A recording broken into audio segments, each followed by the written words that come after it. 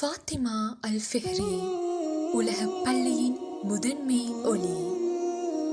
சில கனவுகள் வாழ்கின்றன, சில கனவுகள் வரலாறாகின்றன.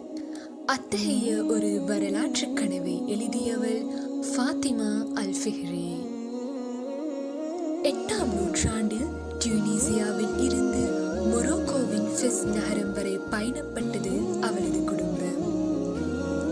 அவளின் விஞ்ஞானம் இஸ்லாமிய வரலாற்றை பொன் எழுத்துக்களில் பதிக்க செய்ததுடன் உலகின் முதலாவது பல்கலைக்கழகத்தின் நிறுவனர் என்றும் போற்றப்படுகிறாள்.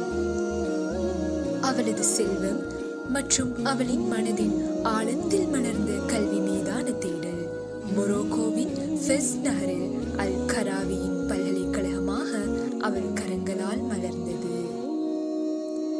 அவளின் கலாசாலையில் தத்துவம், கணிதம், வானியல் வேரூன்றி வளர்ந்ததுடன் இப்னு ருஷ்த், அல்-இத்ரிசி, போப் சில்வெஸ்டர் II போன்ற பல ஆளுமைகள் கல்வி கற்றார்கள். காலம் கடந்து சென்றாலும் அவள் கல்விக்கான தீபம் அணையவில்லை. இன்றும் ஆயிரக்கணக்கான மூலப்பிரதிகளை கொண்ட உலகின் பழமையான தொடர்ந்து செயல்படும் பல்கலைக்கழகமாக மிளிர்கிறது அல் கராவி. ஒரு பெண் அறிவை வளர்த்தாள். அவளின் கனவு உலகையே ஒளிரும் சுடராக மாற்றியது.